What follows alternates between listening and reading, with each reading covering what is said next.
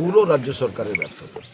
তার কারণ জলাশয় বুঝিয়ে, যে জলাশয় বোঝানোর জন্য আইন আছে, জলাশয় বোঝাতে পারে না, সেখানে ইল্লিগাল কনস্ট্রাকশন তুলে সেখানে ব্যবসা করার অনুমতি দেওয়া হয়েছে।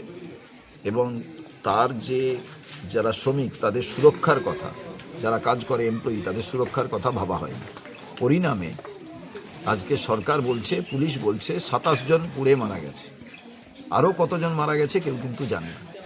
আমি একটি বাড়িতে এখানেই গেলাম, এই গ্রামেই, সে বাড়ির একজন মারা গেছে, তার স্ত্রী এখন থানায় ডেকে নিয়ে গেছে। আর আরেকটি বাড়িতে গেলাম, কোনো কারণে তিনি বেঁচে গেছেন, যে কন্ট্রাক্টর তিনিও মারা গেছেন। যার বাড়িতে দাঁড়িয়ে আমি আপনাদের কাছে বলছি তিনি পুড়ে গেছেন পুরো, আপনারাও দেখলেন। আমরা দুটো বাড়িতে গেলাম, আমাদের কী আর বলবো, কিভাবে সাহায্য করা যাবে। আমি সরকারকে বলেছিলাম যারা মারা গেছে 25 লক্ষ টাকা করে দেয়া হোক, একটি সরকারি চাকরি তাদের পরিবারকে দেয়া হোক, আর যারা আহত হয়েছেন, পুড়ে গেছেন, তাদের চিকিৎসার ব্যবস্থা এবং এককালীন টাকা। তা না হলে তারা তো কিছুদিন কাজ করতে পারবে না, তো তাদের সংসার চলবে কী করে, কার কাছে দাবি করবেন? কন্ট্রাক্টরই তো মারা গেছে। অতএব যারা এই ব্যবসার মালিক এবং সরকার, তাদের ভাবতে হবে। এবং এই যে ডিপার্টমেন্টগুলো, ধরুন ফুড ডিপার্টমেন্ট, ধরুন যারা ট্রেড লাইসেন্স দিচ্ছে, এদের তো প্রত্যেকেরই জেল হওয়া দরকার। কী করে এখানে পেলো? Fire department. তো সার্বিকভাবে আমার মনে হয়েছে যে সরকার পুরো ভেঙে পড়েছে এবং সরকারি কোনো রকম অর্থ সাহায্য এখনো পর্যন্ত কাউকে দেয়া হয়নি। থানা বারে বারে ডাকছে, কি করছে থানা? এখানকার যিনি বিধায়ক আছেন তাকে বলবো, তিনি তো চেল্লাবেন, বিধানসভা শুরু হচ্ছে, এখানকার থেকে যিনি এমপি আছেন তিনি তো চেল্লাবেন। এবং যেখানে আগুন লেগেছিল সেখানকারও পঞ্চায়েতের মেম্বার যারা আছেন, যারা বিধায়ক আছেন, যারা এমপি আছেন, তারাই বা কী করছেন?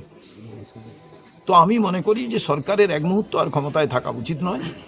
এবং এই রাজ্যে আমরা তো বিধানসভার ভেতরে নেই, শূন্য। তো এবার আমরা বলার মতো জায়গা কোথায়? বাইরে।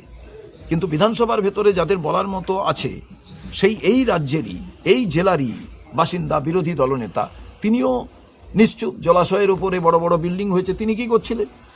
সরকার তো অন্যায় করছে, সরকারের সেই অন্যায়টা বন্ধ করার জন্য বিরোধী দল থাকে।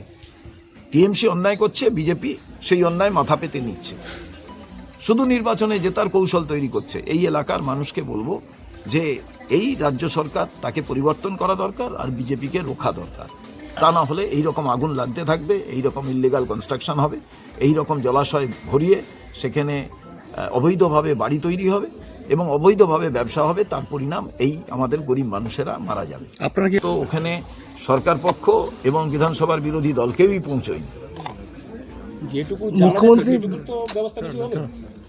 সেটুকুর ব্যবস্থা আমরা তো সরকারে নেই, আমরা দাবি করতে পারি, আর আমাদের দলীয় পর্যায় থেকে আমরা যতটুকু করার করতে পারি। কিন্তু সেটা তো একটা রাজনৈতিক, একজন মানুষের জীবন জীবিকা সমস্ত কিছুর ক্ষেত্রে সরকার যদি না করে তাহলে তো তার কোনো মূল্য থাকে না। অতএব সবটাই সরকারকে করতে হবে।